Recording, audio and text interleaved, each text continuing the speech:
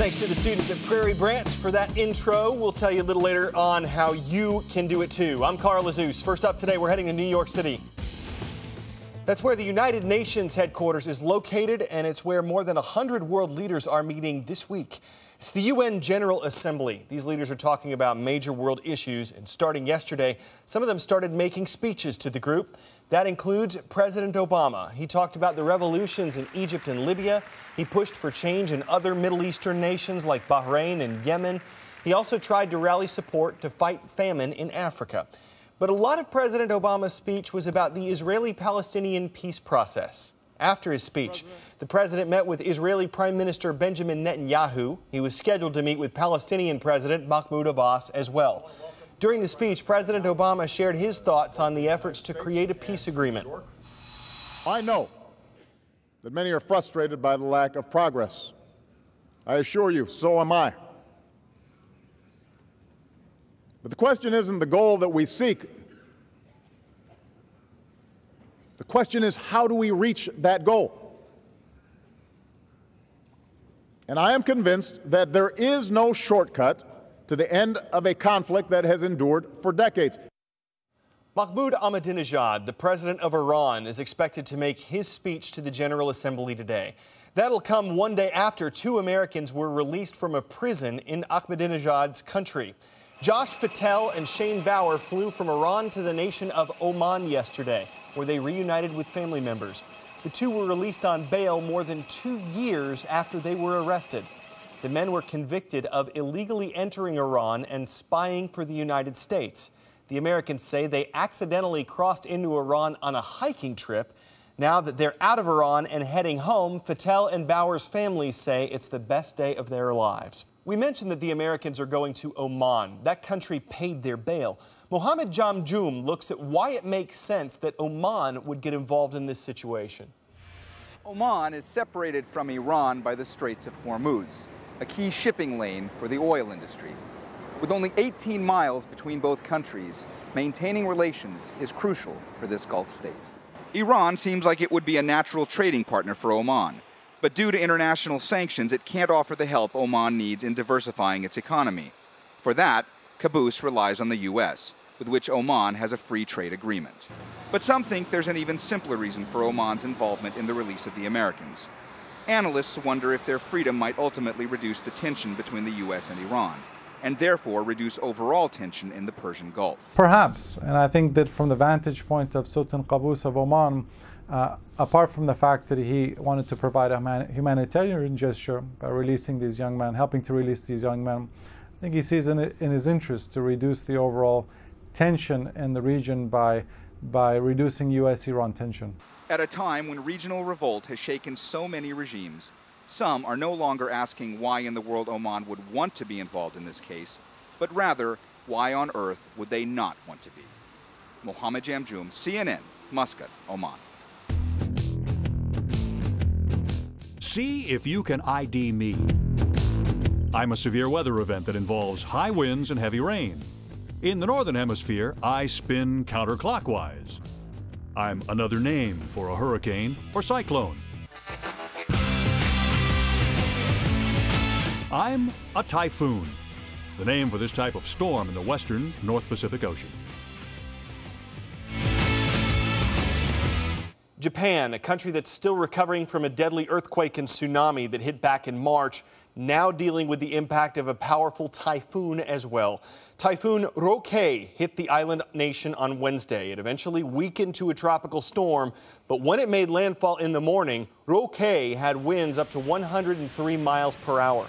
At least 4 people were killed by the typhoon. Around 1 million people were urged to evacuate ahead of the storm from areas that were getting heavy rain. Transportation officials said some flights and train service were canceled as well. This video shows the waves that Roke caused when its winds hit the Japanese coast. There were also concerns about the storm's possible impact on the Fukushima nuclear plant. That was the site of a nuclear meltdown after the earthquake and tsunami in March. When Roke hit, officials stopped outdoor construction at the Fukushima plant. They were worried that Roke's heavy rains could send water that had been contaminated by radiation out of the plant. You saw some of our viewers kick off today's program. If you want to follow in Mrs. Brown's students' footsteps, it's as simple as 1, 2, 3. 1, go to the Spotlight section at cnnstudentnews.com. 2, click Send Us an iReport. 3, click Share Your Story and upload your video. Also, keep an eye out for our email response. Next time, it could be you introducing our show. Today's shout out goes out to Mrs. Norwood and Mr. Vernon's social studies classes at Margaret Pullard Middle School in Chapel Hill, North Carolina. A grizzly bear is an example of what? You know what to do. Is it a carnivore, herbivore, insectivore, or omnivore? You've got 3 seconds. Go.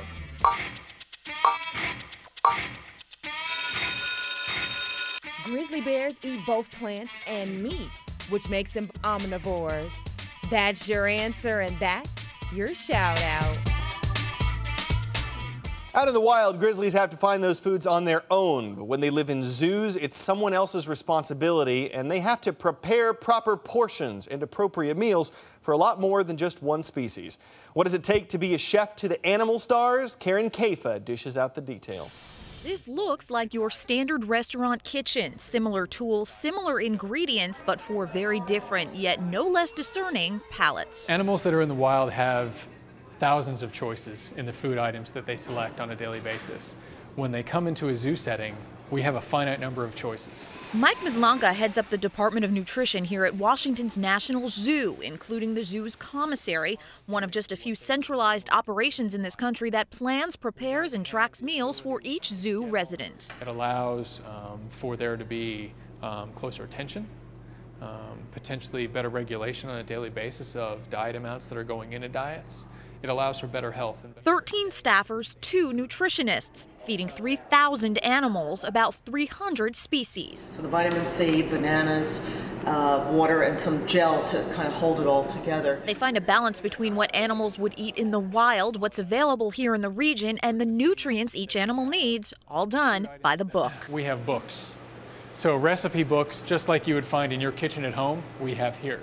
That's so recipes can be easily modified if an animal's diet needs to change. These are a bunch of empty... Mice and crickets are some of the things your typical chef might not work with. Otherwise, many ingredients are similar to those in your kitchen. Fruits, vegetables, and a freezer full of meats, albeit a really big one. After all, mouths like these should be kept full and happy.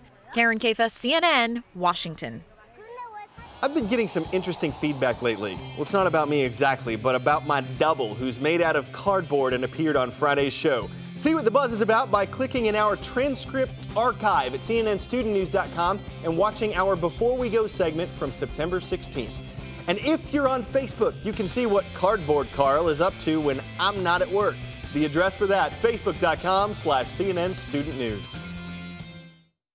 We came to the gym for today's Before We Go segment. You know, it takes power to work out like this. What if that power was used to fuel the gym? Since we've got this generator, there's about 10 to 15 more people that I've noticed alone coming in to take these classes just to power the environment. This is an idea that'll get your wheels a turning. The spin classes at this New York gym let people get fit and go green at the same time. Pedal the bike, generate electricity. Pedal faster or harder, generate more electricity. Working out and helping the environment sounds like a really good idea. And since the technology seems to work out just fine, they might just want to consider peddling the program to more gyms. Should be easy to put a pretty positive spin on it. All right, CNN Student News rides again tomorrow. We'll see you then.